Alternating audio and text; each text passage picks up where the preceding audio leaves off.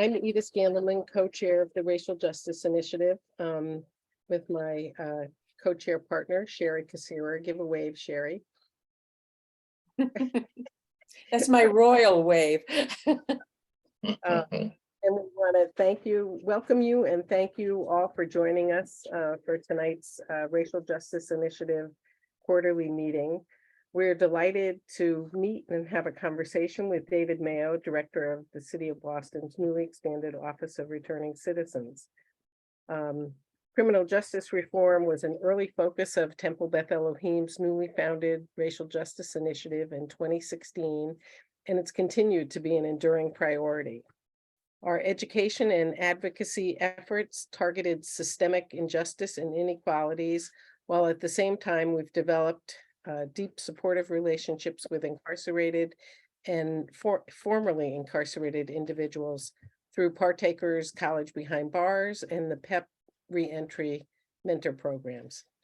RJI's volunteer mentors see firsthand the challenges and the barriers that their mentees experience as they navigate the transition from incarceration back into the community. Boston's Office of Returning Citizens was founded by then Mayor Marty Walsh in 2017 to provide services to the more than 3,000 people that return to Boston each year from federal, state, and county prisons and jails. Last year, TBE was deeply engaged, along with Greater Boston Interfaith Organization, in the successful advocacy for increased funding to support the important work of the ORC.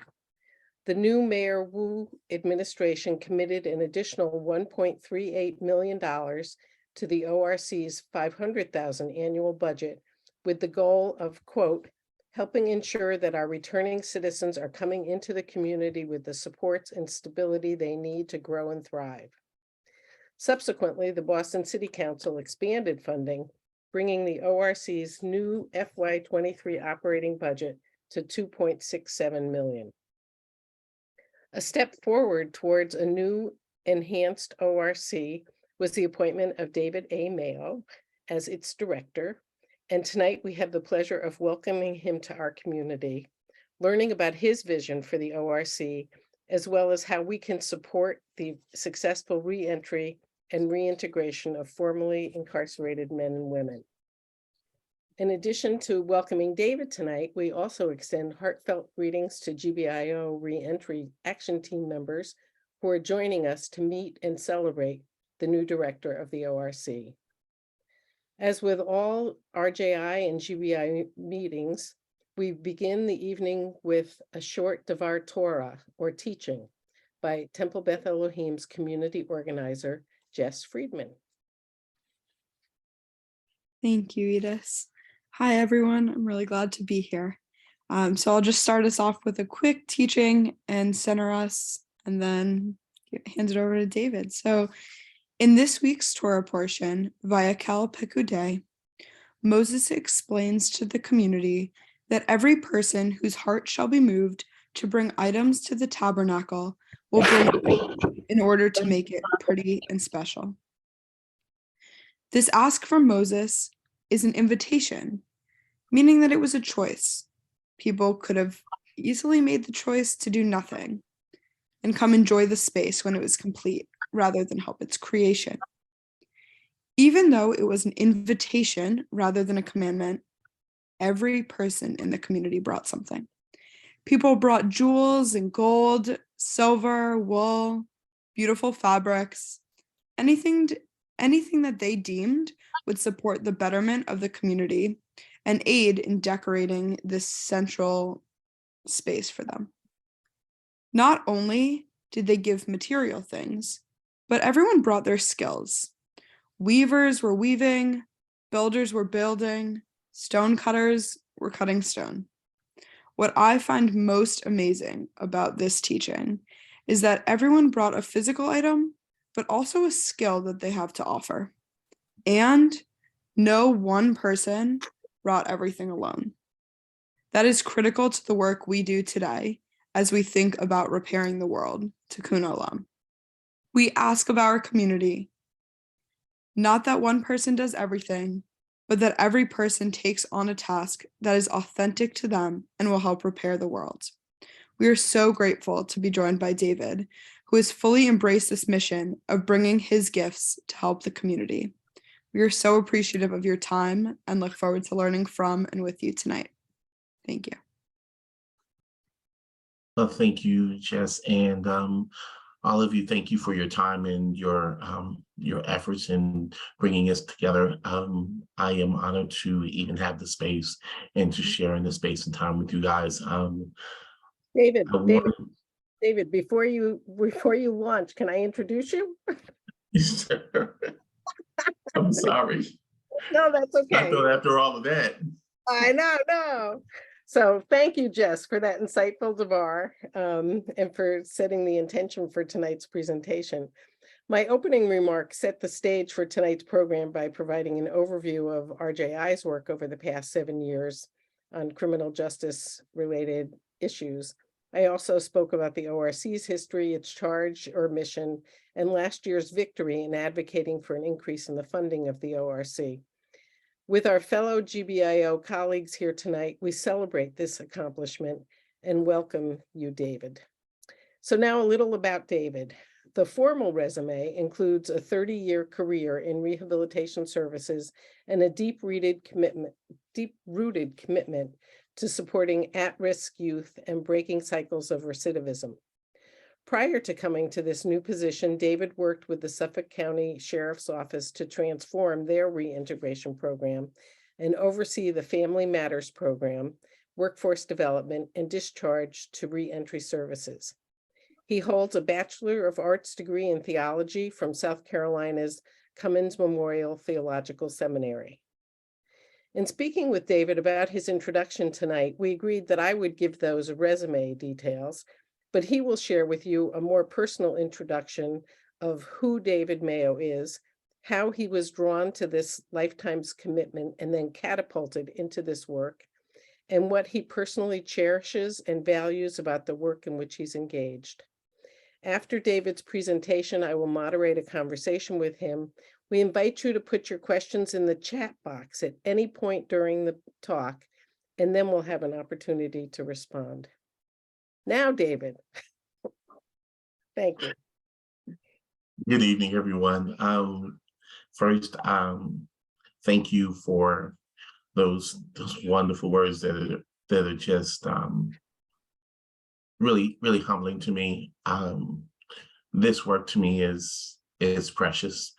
Though I've been engaged in it the last 28 to 30 years, I am still learning the work of reentry and understanding every day more and more the plight of the returning citizen. I am being educated by our returning citizens. I've been being educated by those who do the work, and I humbly try to learn as much as I possibly can as I try to do the work of empowering our returning citizens to independence and sustainability. Come to this work as Ms. Edith so kindly expressed, from a number of years of working with at-risk youth, probation and parole for youthful offenders, working with young men who had been in and out of the system all of their lives, and also coming from a community where, I was in a whole lot of different scenarios of trouble myself. Being a foster care child and a street mongrel from my youth, I draw from the desperate need to fulfill God's privilege of saving me. I was at 15 years old. I was looking at 45 years of jail time because of some breaking and entering that I did as a young youth, and God stepped into my life and saved me from those 45 years by providing me a youthful offender program where I had a gentleman named Walter Reed, who stepped in and saved my life by becoming my PO officer and teaching me about manhood and responsibility. And and from that time, I've had the gift of God to be able to turn around my life and to do productive things. And so I come to this work because I owe a deep debt, not only to God, but to my community and to all the people who have stepped in front of me to ensure that I have a path to go. I also am a fatherless son.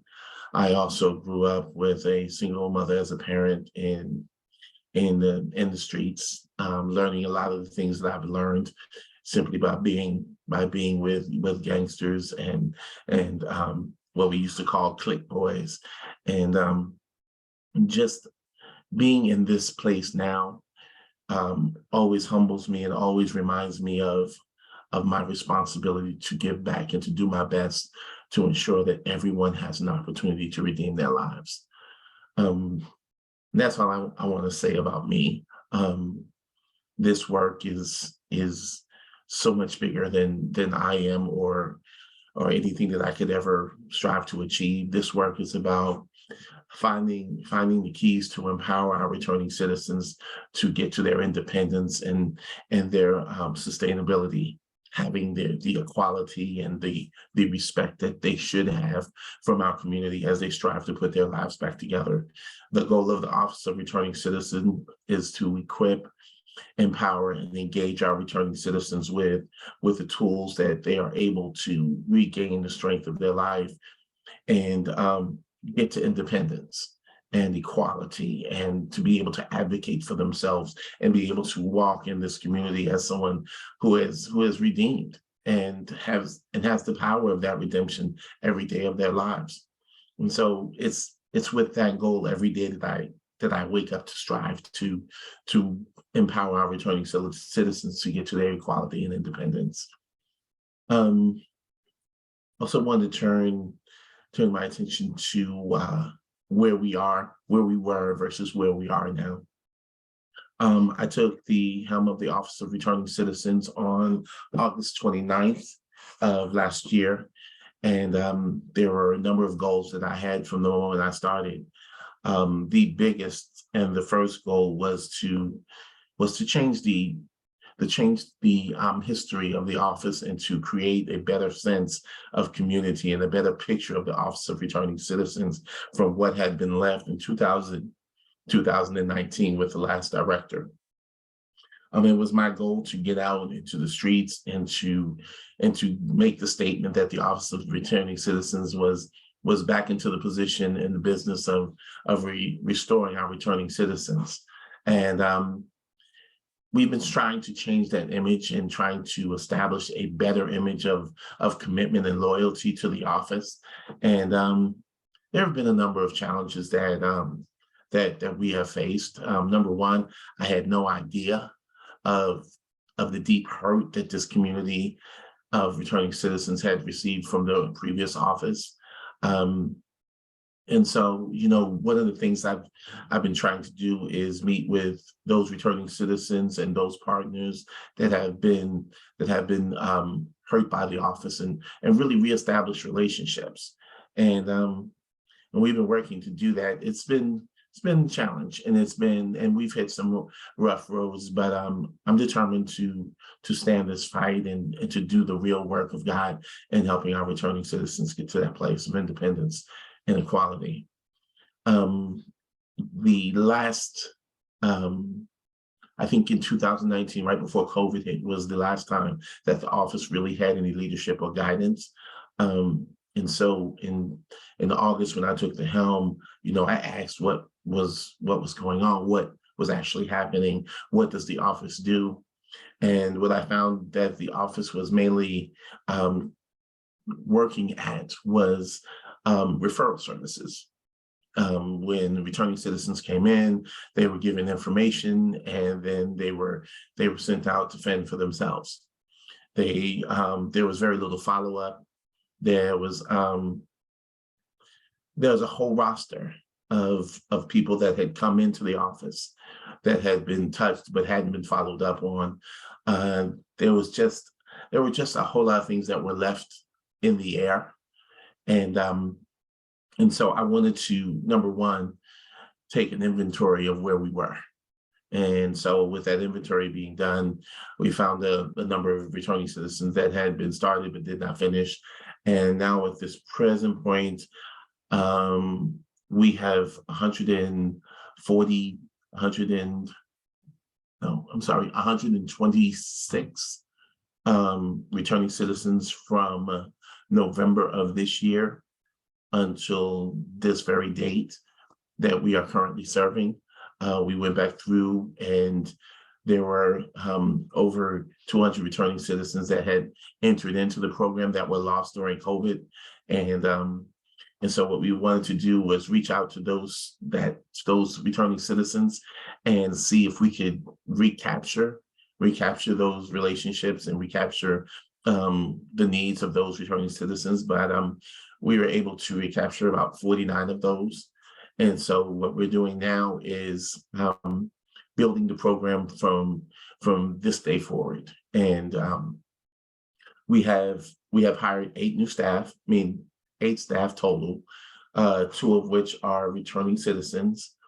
One of the things that I found when we were looking for employees, because it was our desire to hire returning citizens to this office. And from the 66 people that applied for case manager in the Office of Returning Citizens, only 2 were actually returning citizens who applied for the position. We have hired a director of initiative and policies, and we have hired 3 case managers and an executive and assistant and myself, and our staff is now made up of 8 persons. What else? I also implemented a new system of case management to the Office of Returning Citizens. One of the things that I value greatly are assessments and understanding where people are when working with them. And so one of the things I implemented and trained my staff on immediately is called the LSCMI, which is a assessment tool that determines risk area for the people who are taking the assessments. And those risk areas are determined by conversations that are had with case managers. And the areas in which we actually have the assessment done in is education, criminology, mental health, education, employment, and what we call family structure. And out of those areas, in housing, the number 1 in housing. And from those areas, what we determine are the high-risk areas to recidivism. And from those areas of recidivism and from that assessment tool, the LSCMI, what we do is we have a continuous conversation with our returning citizens to determine what their high-risk needs are and what they deem are the things that they want to work on. And so with the case manager, with the returning citizen, and the LSCMI, we have 3 points of contact in which we are trying to develop a plan, what we call an individual service plan or a case management plan that is a living document for the returning citizen and this case manager to work to in partnership to get the returning citizen to independence. And we work from the highest area of risk in the area that the returning citizen says they want to work on the most. And we start there and we do not end until we get to the place of independence. And that's the goal of our system, of case management with our returning citizens now. What else?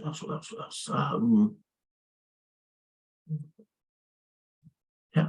And so my goal in this position and with this new staff is not only to get them further more training, but to engage them in the work of returning citizens and engage them in our community, because there's a whole life to this. This is just not the service aspect or the case management aspect, but there's a whole life to this. And so I spend my time trying to learn from our community partners and our returning citizens just what's best and what they desire and what's needed for their life. And with that, I'm going to turn it over to questions.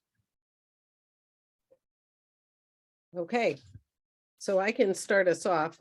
I invite you to put your questions in the chat box, please, if you have some. But so David, you talked a little bit about the staffing, how many people have been served, how many returning citizens. There are a few other of these logistical questions that people were curious ma'am. about. One being, how's the search for office space going? Are you settled in an office now, or?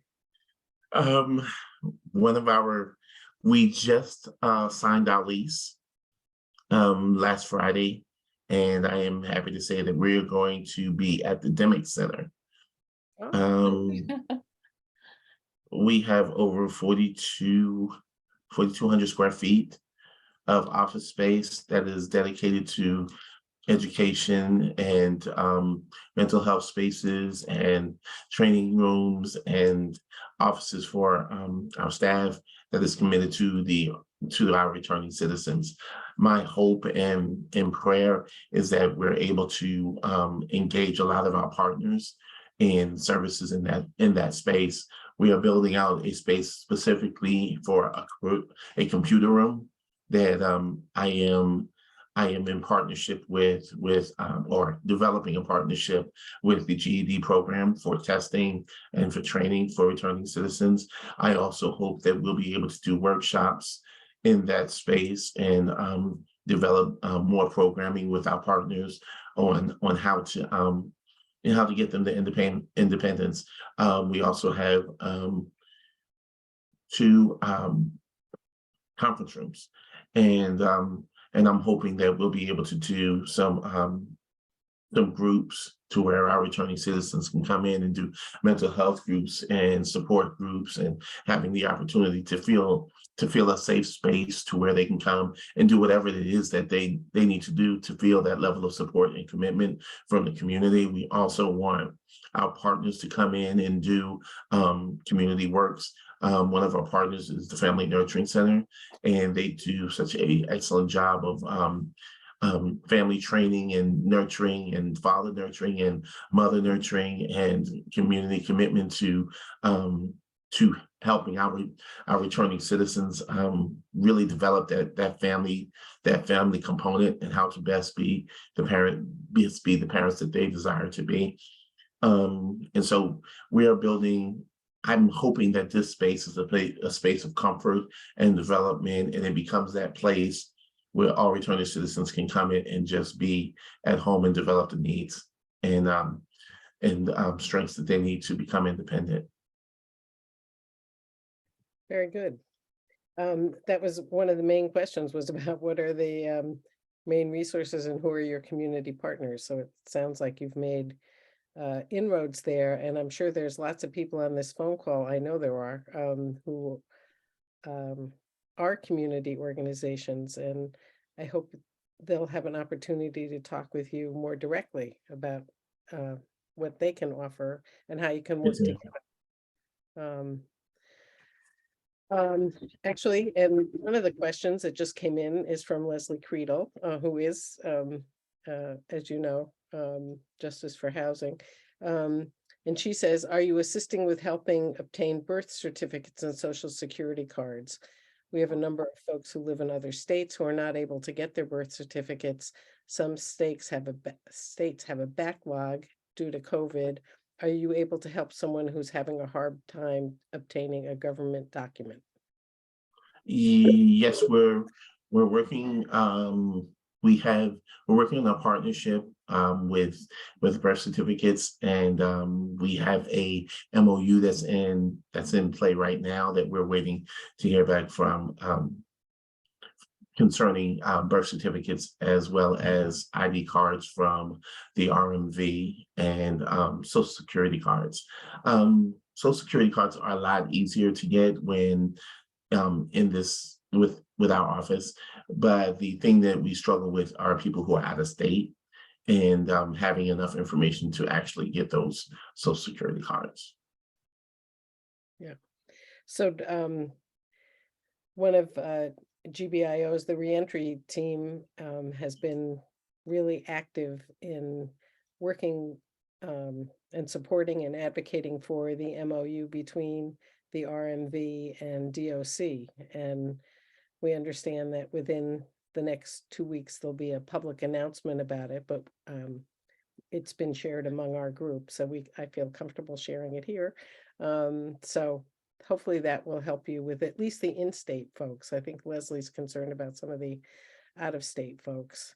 So I want to kind of take a moment to talk about the MOU with DOC, and I want to talk about what an MOU is and how it actually functions with DOC. MOU is literally a memorandum of understanding.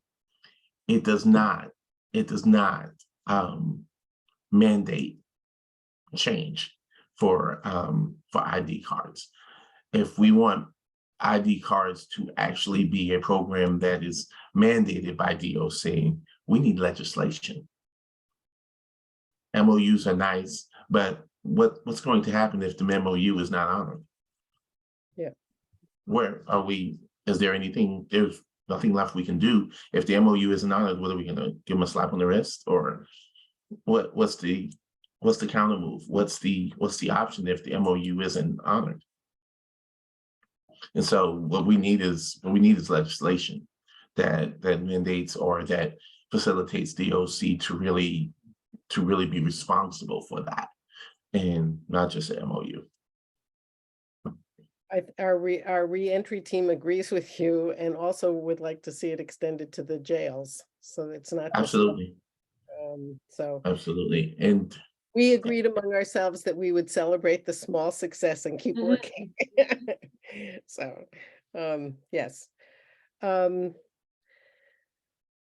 of the other questions is, what is the typical housing status for the folks you're serving? Are they living with family, shelter, Section 8, or housed by community partners, e.g. Pine Street?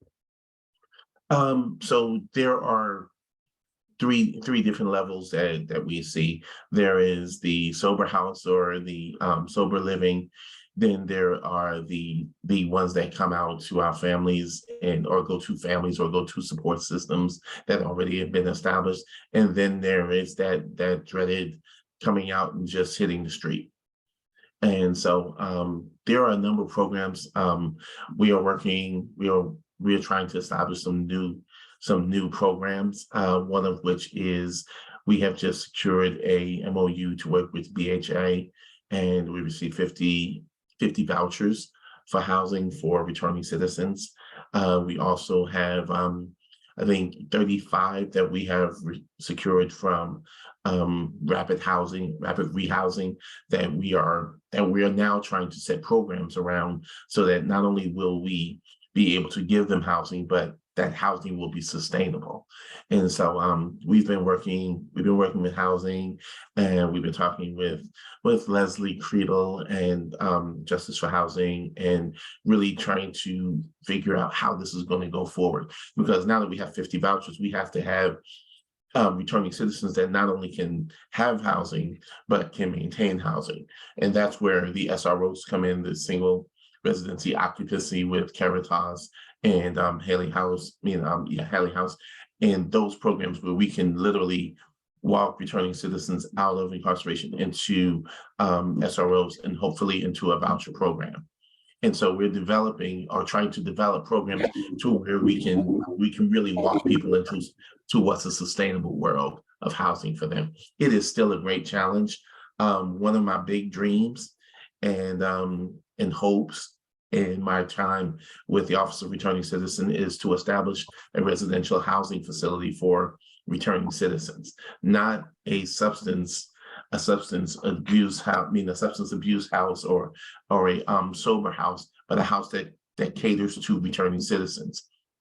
Most returning citizens that have housing or have been in sober houses or substance houses, if they are not in a substance abuse situation, if they are not in need of housing, where they are in alcohol or drug rehab programs, there's no housing for them if they're returning citizens.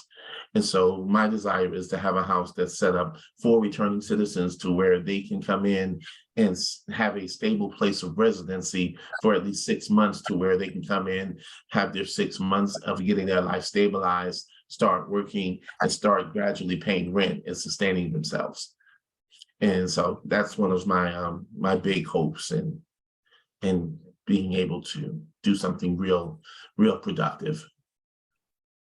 Because if we can tackle housing, we can pretty much kill recidivism. If we can have a stabilized housing program to where returning citizens can come in and for 6 months just be safe and be able to establish themselves and establish where they're going and what they're going to be able to do, then what we are doing is we're creating a sense of security and just being able to go to work and establish yourself.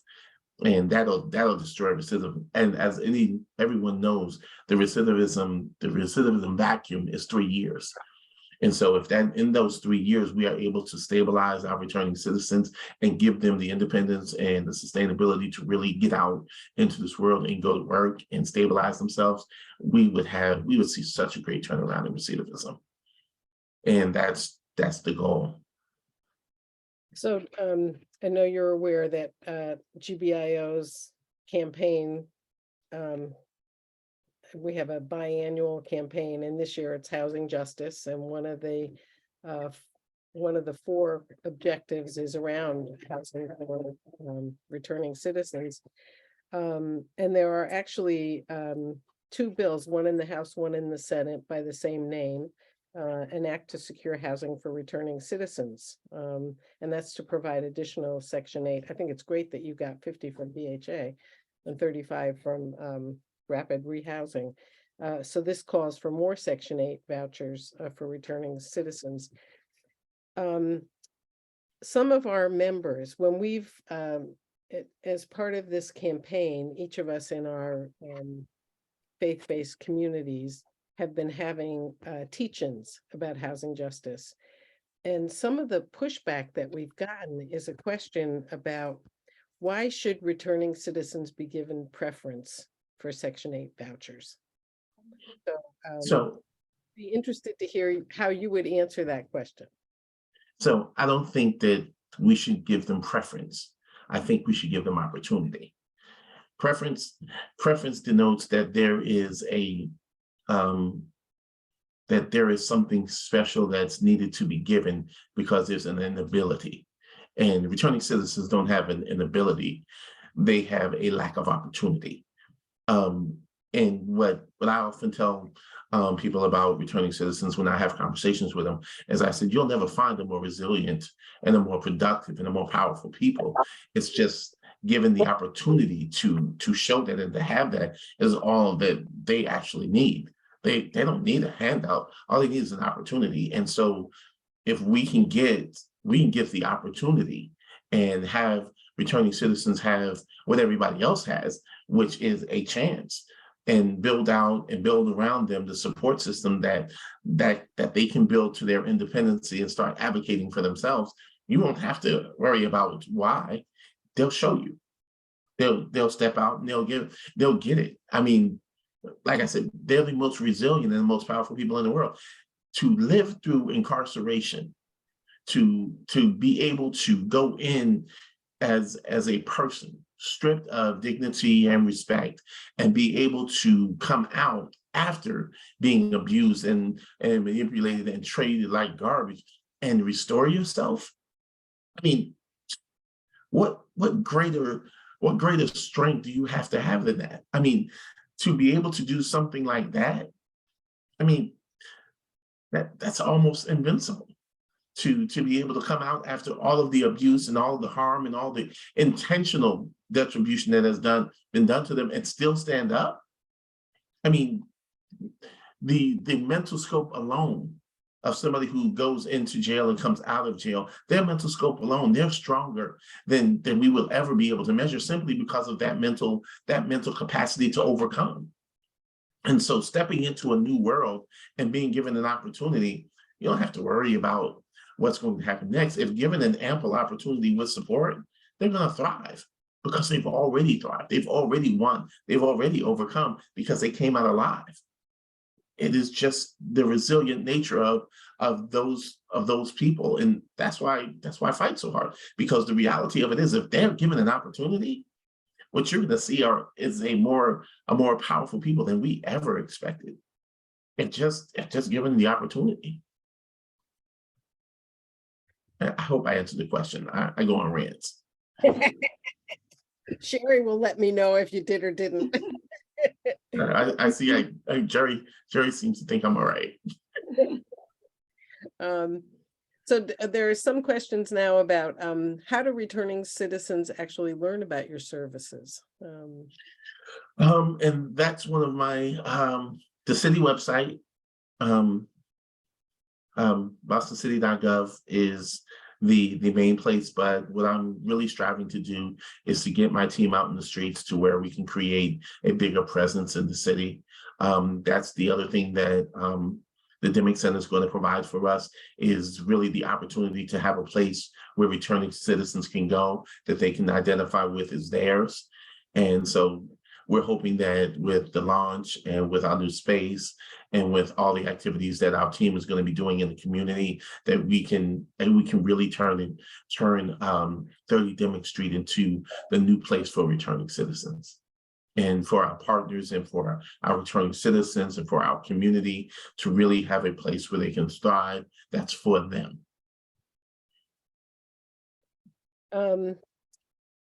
Joelle asks the questions, what could be a process to recruit returning citizens to be case managers? Maybe a training program so people would feel qualified?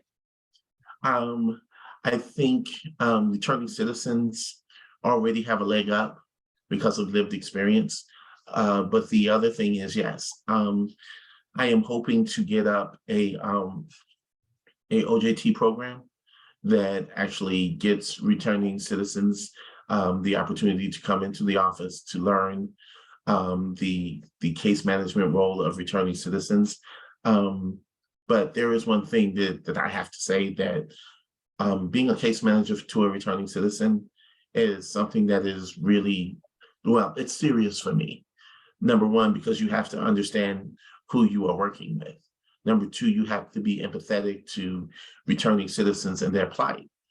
Number three, you have to be willing to engage and to walk that road with them.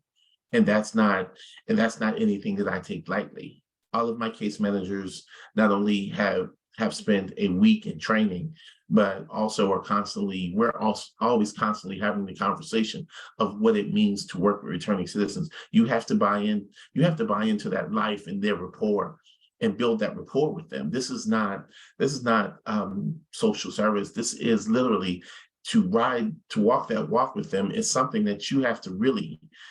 I spent a week with Donise Watson from Crossroad, and my first 2 weeks of learning what people go through, I called Donise at the end of the week. I said, Donise, enough.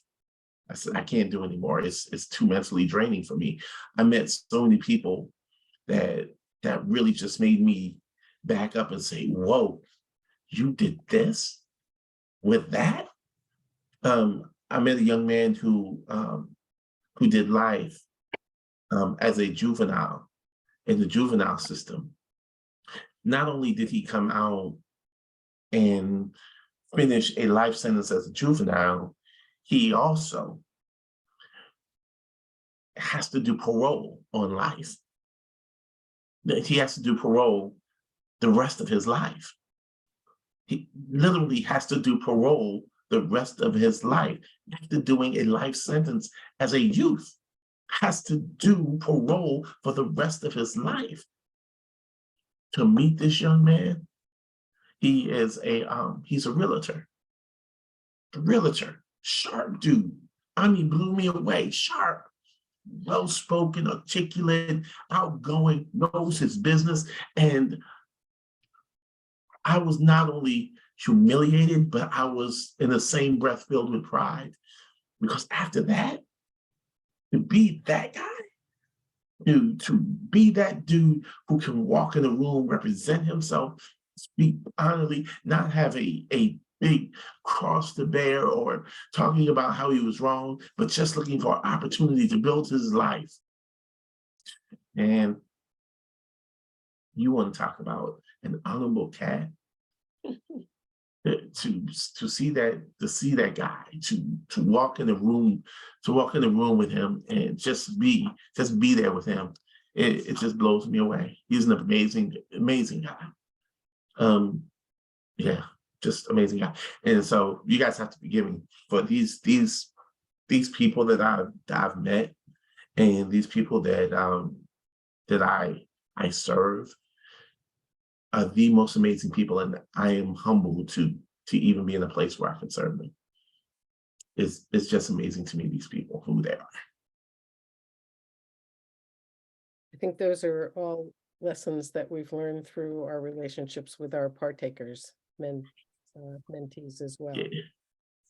And as they're now, and there are several partakers, mentors on this call, I think, and they know that we've all been frustrated with trying to help people as they re-enter. And so one of the questions comes up is,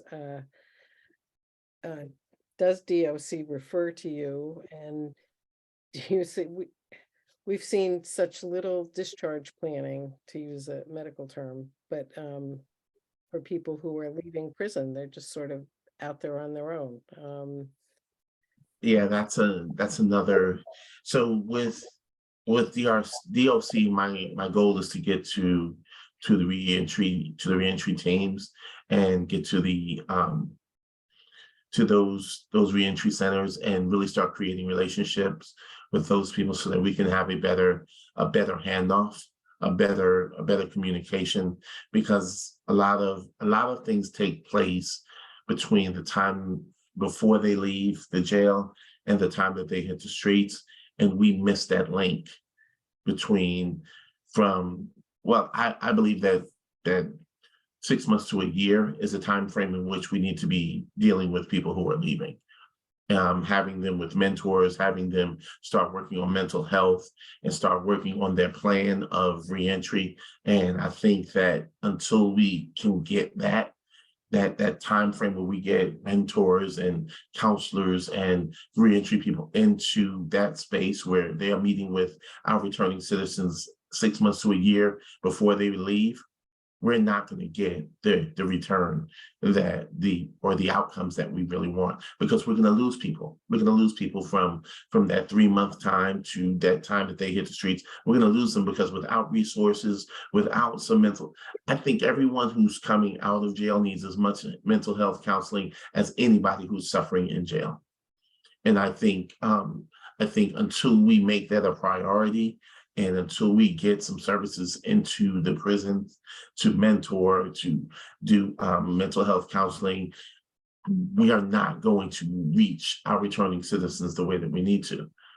When they hit the street, if they don't have a plan when they hit the street, they are in trouble already because they're not equipped. It's almost like taking a child and say, go to work and get out there and be productive. And they haven't been in the community. They don't have the supports. They don't know where to go. Some of them haven't worked in years and don't even understand the community that they're walking into. They don't understand IT. They don't understand computers. They don't understand cell phones. And they're walking into a bomb that they're not prepared for.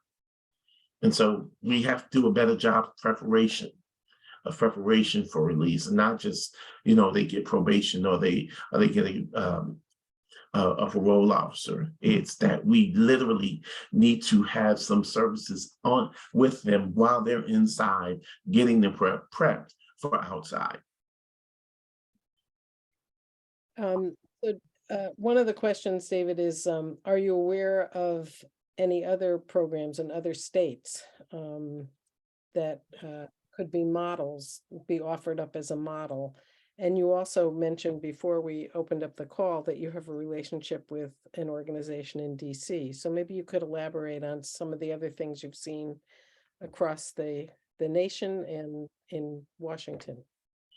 So free entry is actually the Office of Returning Citizens that we have now are modeled after a proposal that was put forth after the councilman and our partners and the returning citizens sat down and said, we need this office. And so they're modeled after DC. This program was modeled after DC and Tennessee, and I believe one other place. And so the whole systems of what we're talking about, the Office of Returning Citizen, in the last 5 years has taken off and has become a program or idea that time has finally started to come, because before it wasn't a reentry system. South Carolina has nothing in regards to that looks anything remotely like anything that is going on here in Boston or in DC or in Tennessee or in Los Angeles. Nothing like it. There is no reentry program in South Carolina. There is no Office of Returning Citizens. It is, if you don't get your education before you hit the streets, you are caught up. There are the jobs that you can get are hamburger joints, and if you need services, hopefully you have a parole officer that's well connected, because that's the only way that you're going to receive those services. So this program and the other programs that are being developed throughout the nation are now pretty much learning from each other. And I think we're in a great space in Boston, because we have resources that are unbelievable. Unbelievable resources, unbelievable level of commitment from community and the faith-based community and people who are really engaged with returning citizens. I'm overwhelmed with the level of relationships and partnerships that I have with this office and at the office of at the sheriff's office, of the people who are committed. There's a whole panel of programs that was committed in the sheriff's office. There is the Family Matters program had over 70 businesses and paraprofessionals that were committed to working with returning citizens. 70 partners. And so I managed a consortium of partners and paraprofessionals who were literally just wanting to serve returning citizens. And so we have a plethora of resources. It's just, I think our biggest issue is going to be, can we bring all of those resources together? Can we get out of the silo of just doing our own personal business and really start creating networks of ways in which we can serve our returning citizens? That's going to be the big question, and the big ask is going to be, can we get together and just build networks of communities that are here to serve our returning citizens? Do you have an idea about or a proposal for how that might happen? Is there something you want to float by people on the call? Well, I've been meeting with faith-based communities, with Boston Flourish, with partners in our communities, and trying just to find a way that we can start asking the question of how we can do this together. I've been at some of the to Brook House and some of the sober houses and some of the sober communities, and working with Leslie Creedle and housing people and Caritas and SROs, and we're all trying to do the same mission. But how do we get it together? How do we create a network that says when a returning citizen comes out, that returning citizen's already had a mentor from 6 months before, and the mentoring program now tells the counseling program that he's coming out, and the the sober house that he's coming out, and they're doing handoffs of communication for this guy who's coming out. And we already got a job lined up for him when he comes out. But before we do that, he's going to sit down with a counselor and see where he is, whether he's ready to take on a job mentally, and whether he's prepared to go into the world, or whether he just needs some time to do some mental health counseling and needs to sit down and just be safe for a moment, just to catch his breath. There are so many ways that this network of programming can work to where we can have a wraparound service, a wraparound program around returning citizens. And that's my ultimate goal with my team now, is to have a wraparound service of case managers who fulfill all of those needs. Whether it's with partners, whether it's with a network, no matter how it is, can we create that whole wraparound service to where our returning citizens are met at the point of need, a year out, with mentors, with counselors, with a plan of reentry. And from those 6 months, 12 months out, really walk into a situation where they are coming into a community that's already ready for them, already knows their plan, and already understands what their needs are before they ever hit the street. Meet them, start giving them tools of empowerment and education and opportunities for success, to where they get to the point where they can advocate for themselves, and they are equipped with independence to go out and do their own independent growing. And we could do that network and build it to where all facets of what they need are provided for them, and all they have to do is walk. Then we're talking success. And it's doable in Boston. There are so many resources here. It's doable. It's just creating the networks so that we are able to attach all the pieces together. So here's your chance to make a pitch for us, because several people have asked, how can we best support you in this new ORC? Two things. Right now, our biggest problem is we don't have the capacity to do supportive services in emergency situations.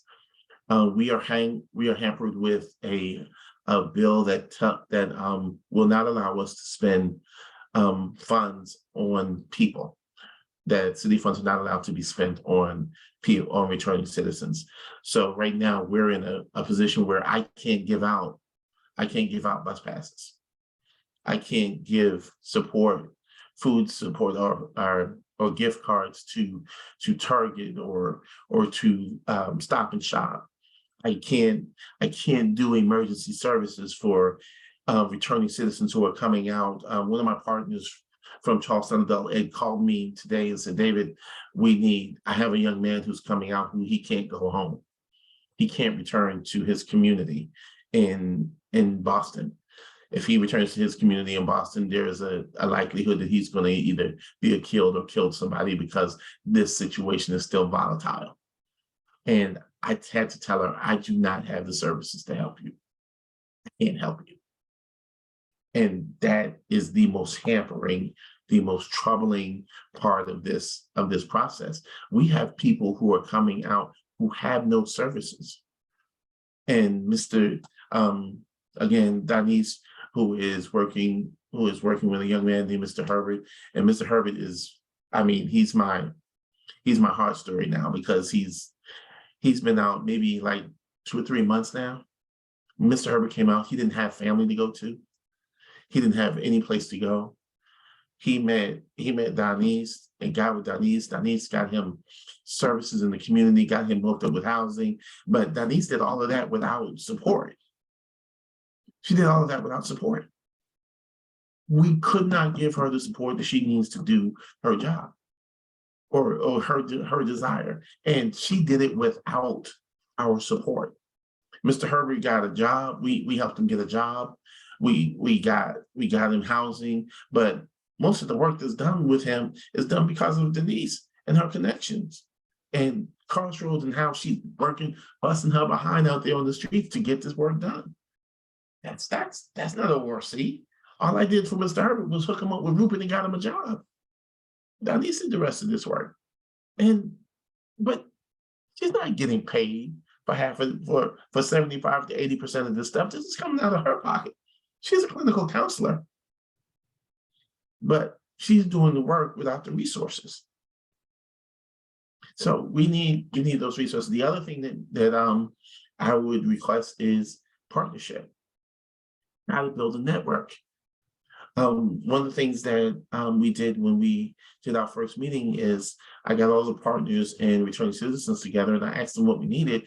And one of my dear friends, Ed Gaskins, said to me after everything was done and we were having a little conversation about what's next.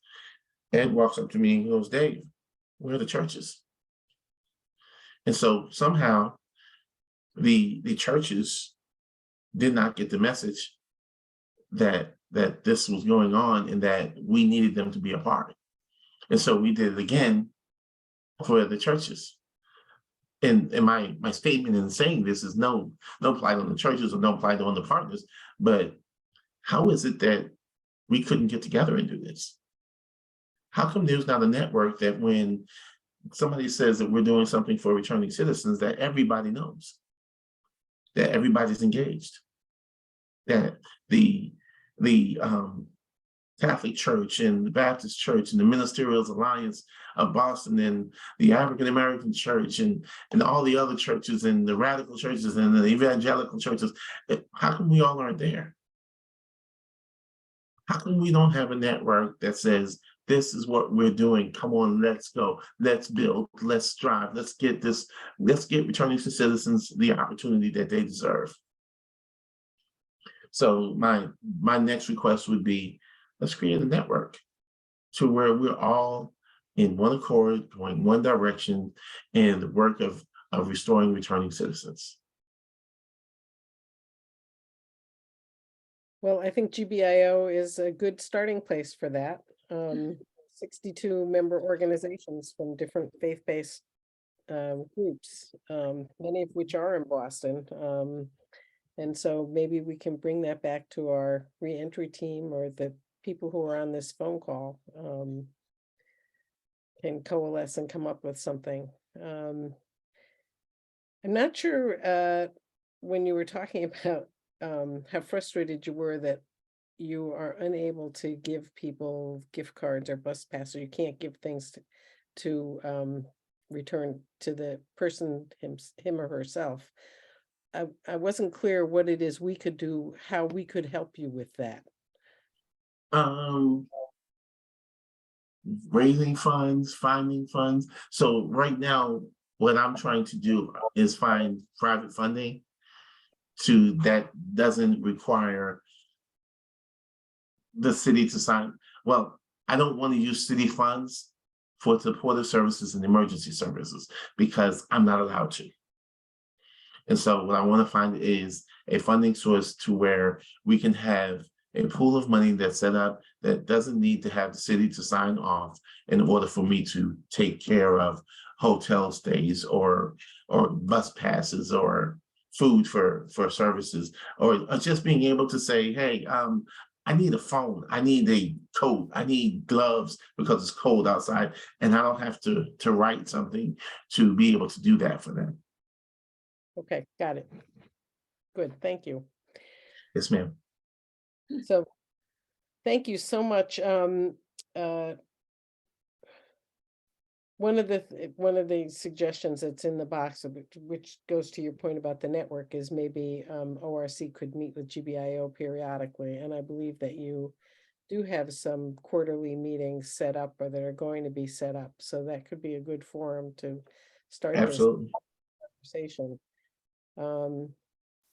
And Sandy Wickstead is answering the question, maybe GBIO could create an emergency fund. So you have definitely shed light and galvanized us, I think, and we all thank you very much. And I hope everybody will join me in applauding David for what he's accomplished so far and his vision.